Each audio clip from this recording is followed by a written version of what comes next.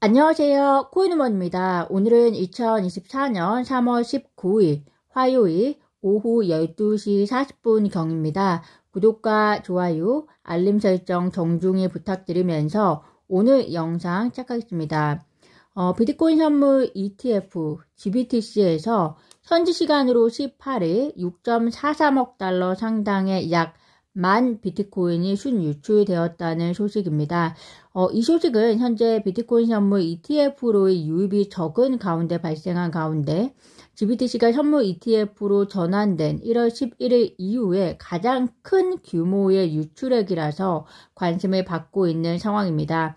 만약 계속적으로 현물 ETF로의 유입이 약화되면 현재 상황에서는 비트코인 현물 ETF로 인해서 가격이 상승한 만큼 가격 하락이 계속해서 이루어질 가능성도 있어 보이기 때문에 비트코인 현물 ETF로의 유입과 유출량에 대한 관심이 가장 필요한 때라고 보여집니다.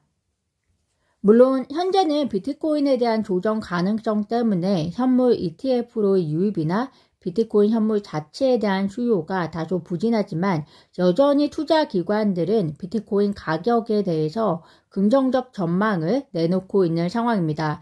영국 금융사 스탠다드 차타드의 경우에는 비트코인 가격 전망을 10만 달러에서 15만 달러로 오히려 상향 조정했고요. 내년 비트코인은 25만 달러까지 상승한 후에 20만 달러대를 유지할 것으로 전망된다 라고 분석한 상황이기 때문에 참고하시면 좋을 것 같습니다. 이더리움에 대한 소식 말씀드리겠습니다. 피델리티가 SEC의 스테이킹 기능을 포함해서 이더리움 현물 ETF에 대한 수정안을 제출했다는 소식입니다.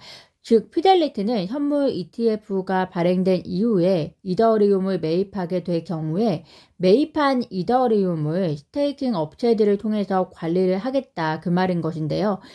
이 부분은 제가 개인적으로 매우 흥미로운 대목입니다. 그 이유는 현재 SEC가 코인베이스를 기소하면서 기소한 내용들 중에 하나가 이더리움 스테이킹 서비스가 미등록 증권 서비스 행위라는 점이었는데요. 물론 현재 코인베이스가 해당 소송을 기각해달라고 요청을 했고 법원의 판결이 나지 않은 상황에서 해당 내용이 본 소송으로 갈 수 있을지 여부는 알 수 없지만 어쨌든 미등록 증권과 관련해서 이슈의 중심에 있는 서비스를 피델리티가 현물 ETF 승인 요청에 포함을 했기 때문입니다. 이는 제가 보기에 SEC로 하여금 이더리움 현물 ETF 승인을 불가능하게 만드는 요인 중에 하나가 될 수도 있을 것이다 라는 생각이 드는데요. 피델리티라는 거대한 투자 기관이 그것을 모를 일이 없을 텐데도 불구하고 포함시켰다는 것은 그들도 그들 나름의 어떠한 계산이 있었을 것이라는 생각이 듭니다. 가령 스테이킹 서비스를 포함하게 되면 승인이 지연이 될지 몰라도 이번 기회에 포함시켜 놓지 않으면 향후 추가하는 것이 더 힘들어질 수 있다는 계산하에 차라리 이더리움 ETF 승인이 지연이 되더라도 요청사항에 넣자 이런 계산이 있었을 수도 있고요.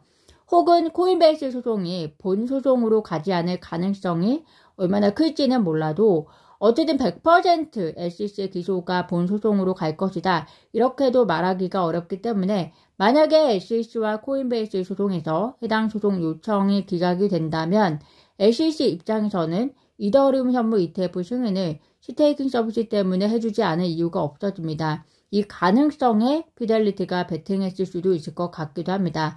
아무튼 그 속은 피델리티만이 알고 있을 것이라고 생각이 되고요. 5월 23일이 이더리움 ETF 관련해서 데드라인인 만큼 투자 기관들의 수정 작업 속도를 계속해서 예의주시하시면 좋을 것 같습니다. 오늘 리플 XRP가 오전 6시 45분경을 기점으로 해서 970원대까지 치솟았다가 현재는 890원대에서 900원 사이를 왔다 갔다 하고 있는 상황입니다. 이번에는 비트코인과 디커플링 되어서 비트코인이 소폭 하락하는 시점인 오전 6시 40분경에서 9시 전 사이에 리플 XRP가 상승하는 모양새였는데요. 비트코인의 추가 하락을 예상한 투자자들이 상대적으로 저평가되어 있는 XRP 매입을 통해서 향후 두 마리 토끼를 잡으려는 움직임으로도 보이고 XRP 급등의 명확한 이유는 나타나지 않은 상황입니다. 다만 XRP에 대한 소송 이후의 기대감이 여전히 존재하는 상황이라는 점을 말씀드릴 수 있을 것 같고요. 오늘 오전 기사에서도 나왔듯이 리플이 2024년 핀테크 분야에서 국경 간 결제 플랫폼 관련 위너로 선정이 된 것은 XRP에 대한 향후 기대감을 계속해서 뒷받침해주는 근거가 아닐까 생각이 듭니다. 미국 유타주 법원이 SEC가 암호화폐 프로젝트 덱박스 사건 관련 악의적인 행위를 했다면서 규제기관에 즉 SEC에 덱박스의 변호사 선임비 등 법률 비용을 전액 부담할 것을 명령했다고 전했습니다. 잘 아시겠지만 덱박스 사건은 SEC가 덱박스가 고객에게 암호화폐 채굴 라이센스를 판매했다고 주장하면서 기소한 소송으로, 그렇지만 덱박스는 코드를 사용해서 토큰을 생성했을 뿐이었죠. 그래서 이에 따라서 법원이 SEC의 허위 진술이자 중대한 권력 남용에 대해서 질책을 하면서 이와 같은 판결을 내렸습니다.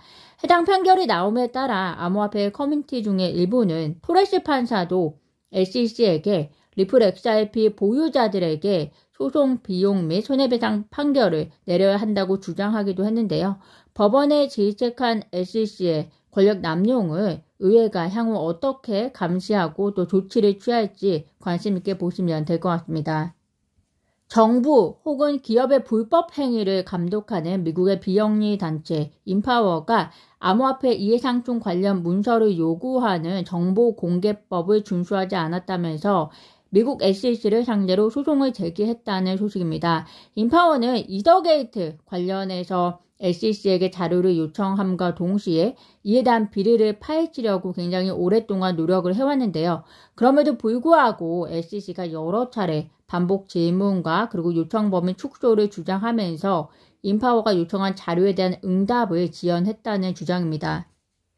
보시는 바와 같이 인파워 대표는 인파워가 SEC에게 한 달의 시간을 주었으나 SEC가 어떠한 자료도 주지 않고 있고 또 언제 제공할지에 대해서도 약속하지 않았다라고 이야기를 하면서 그래서 소송을 제기했다라고 이제 밝히고 있습니다.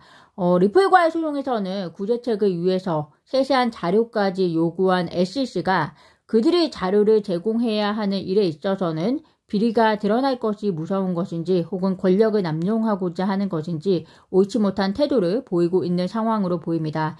해당 소송이 어떻게 진행될지도 관심 있게 보시면서 SEC 게리 갠슬러의 남은 시간이 어떻게 마무리될지 정부 주도의 집행기관들의 좋은 러닝이 될 수 있는 케이스가 되었으면 하는 바람이 있습니다.